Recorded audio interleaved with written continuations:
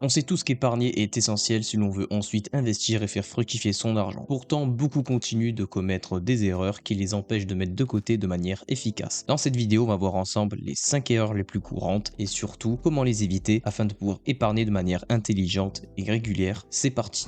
Bonjour tout le monde et bienvenue dans cette nouvelle vidéo. Aujourd'hui, nous allons voir du coup comment épargner de manière efficace en évitant les 5 erreurs qu'on va voir dans cette vidéo. Tout d'abord, je permets de me présenter. Moi, c'est Maël Finance. Sur cette chaîne, on parle de finances personnelles, d'investissement en bourse et d'épargne. Donc si ce genre de contenu vous plaît, n'hésitez pas à vous abonner. Commençons de suite par la première erreur. La première erreur, c'est de ne pas maîtriser ses dépenses non essentielles. Il est très important de maîtriser ses dépenses qui ne sont pas essentielles car en premier lieu, dans ces dépenses, on pense toujours au loyer, à ce qui est lié aussi au coût du transport, etc., comme l'essence, son véhicule, etc. Mais on oublie toutes les petites dépenses du quotidien qui s'accumulent, les cafés, la machine à café, les snacks, les achats compulsifs ou qu'on dit aussi impulsifs qu'on va acheter sur Amazon ou etc., les commandes Uber Eats, etc., qui au final, de manière individuelle, paraissent insignifiants, mais qui au final, sur un mois ou sur une année, représentent parfois des milliers d'euros pour des personnes qui malheureusement sont des acheteurs compulsifs. La clé ici, ça va être d'identifier ses dépenses de confort et de les limiter volontairement. Le but, ça reste quand même de se faire plaisir, mais là ici, le but va être de se fixer un budget loisir précis et de s'y tenir. Une astuce ici qui peut être pas mal, c'est de passer une semaine, voire même un mois entier, à absolument noter toutes ses dépenses et au final, on sera surpris de voir où part notre argent. Un rappel ici, c'est de respecter la règle du budget 50-30-20. 50% des dépenses liées à ses dépenses essentielles, loyer, essence, etc.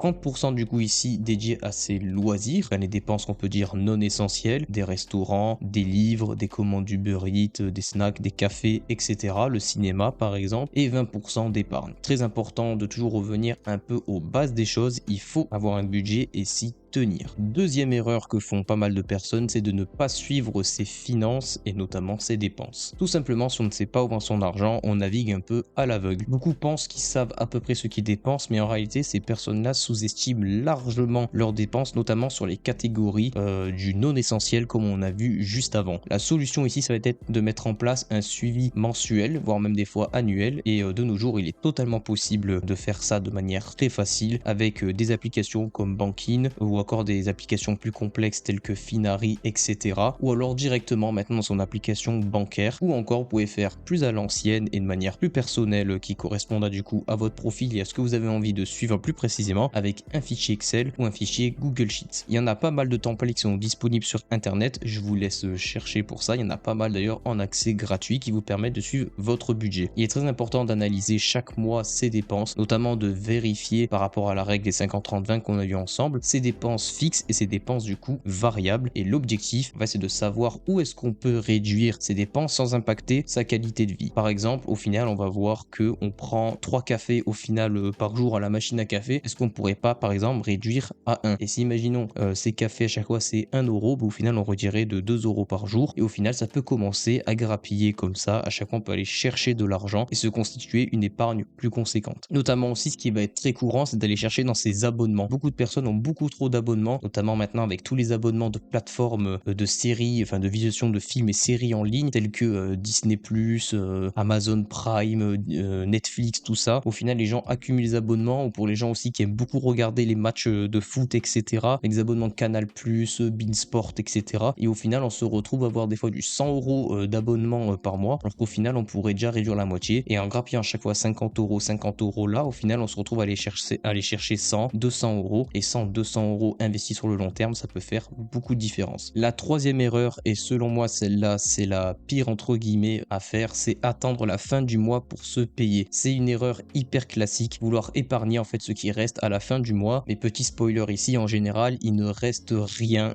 à la fin du mois. La méthode la plus efficace ici, c'est de se payer en premier. En réalité, dès que le salaire tombe, il faut virer automatiquement une somme vers son compte d'épargne. Notamment, la majorité des personnes en France sont en CDI, donc dans votre employeur a à une date butoir à respecter pour verser votre salaire. Si vous savez du coup que vous êtes payé tous les 3 du mois, vous pouvez programmer en laissant un petit espacement de 2 jours, vous pouvez programmer un virement vers votre compte d'épargne. Même si c'est juste 50 € par mois au début, c'est beaucoup mieux que rien. L'important, c'est d'avoir la régularité et de s'entraîner en fait à avoir cette discipline qui vous permet d'épargner, et avec le temps, ces montants augmenteront avec des augmentations de salaire, avec du coup des dépenses que vous aurez réussi à réduire. L'astuce ici, c'est d'utiliser notamment le livret A ou le livret du développement durable et social, ou encore le LEP, le livret d'épargne populaire pour ceux qui sont éligibles, comme enveloppe d'épargne de précaution. Et bien sûr, utiliser des enveloppes qui vous permettent de faire fructifier votre argent, comme le PEA, le CTO ou l'assurance vie, qui sont du coup des enveloppes d'investissement pour pouvoir ici investir sur les marchés financiers. L'astuce là encore, c'est de programmer un virement, comme ça c'est automatiquement fait. Le but en fait ici, c'est de se dire, imaginons j'ai un salaire de 2000 € par mois, je veux épargner du coup 20% de mon salaire en suivant la règle des 50-30-20, donc je sais que je dois épargner 400 €. Je définis que par exemple sur mes 400 €, je mets 300 € sur mon PEA, donc je programme un virement de 300 € directement, de manière automatique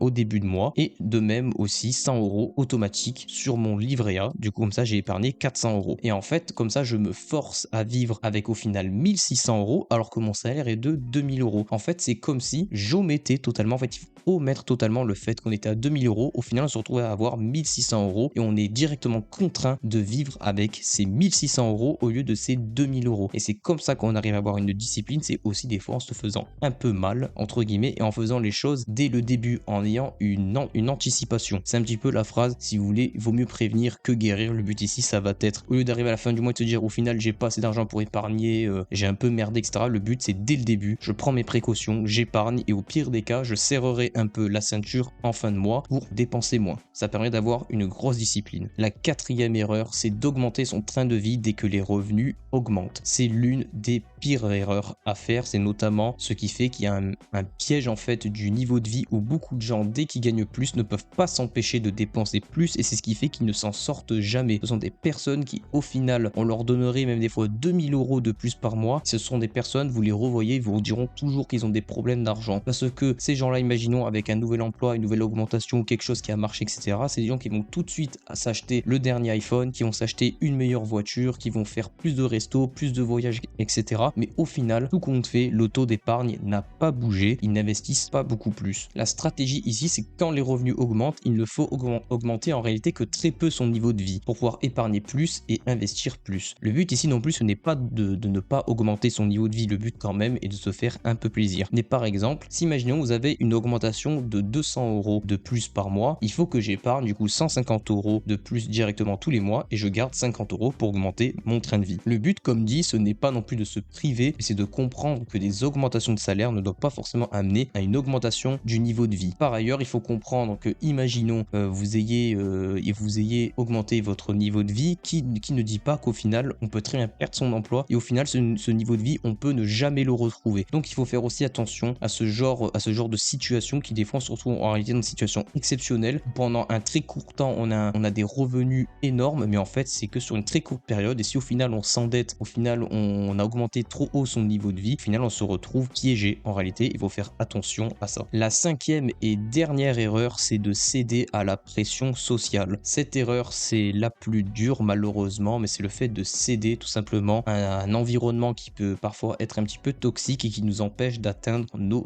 objectifs. Par exemple, ça va être tout ce qui va concerner les sorties, les voyages, les restos, où au final on dépense plus souvent pour les autres par peur d'être jugé ou d'être mal vu ou d'être rejeté du groupe, et ça c'est ce qu'on appelle en fait la pression sociale financière. Le problème c'est qu'au final on dépense pour le regard des autres et non pas pour satisfaire ses objectifs. Par exemple, en réalité les gens pour beaucoup s'achètent une belle voiture pour plus frimer entre guillemets et montrer aux autres qu'ils ont de l'argent, etc. Et au final c'est pas vraiment pour eux. Des fois au final c'est des gens qui sont même pas spécialement fans d'automobile, et pourtant c'est des gens qui vont s'acheter une belle voiture, et au final ça a été de l'argent un peu jeté par la fenêtre. Sur ça il faut pas hésiter à être un petit peu égoïste et savoir dire non. Ça c'est le meilleur conseil que je peux vous donner pour combattre la pression sociale financière, c'est tout simplement de se fixer des priorités, et il faut savoir dire non à certaines dépenses. Les vrais amis et votre famille comprendront, et si ce n'est pas le cas, alors il faut se poser des questions sur son entourage. Il est aussi très important d'avoir un bon environnement, un environnement sain qui vous permet tout simplement de prospérer et de pouvoir satisfaire vos objectifs, qu'ils soient financiers ou ou autre d'ailleurs. Rappelez-vous que chaque euro dépensé sous une pression sociale est un euro qui ne travaille pas pour vos projets futurs. Des fois, ça peut pas forcément être des projets forcément projets immobiliers ou atteindre l'indépendance financière, mais ça peut être par exemple pour financer même juste un voyage. Au final, cet euro, vous l'avez dépensé ailleurs, ça compromet vos futurs projets et malheureusement, vous dépensez pour les autres au lieu de penser à vous d'abord. Il faut pas hésiter à être aussi un petit peu égoïste dans la vie et se centrer d'abord sur soi-même. En conclusion, que faut-il retenir? C'est que épargner n'est pas une question de privation extrême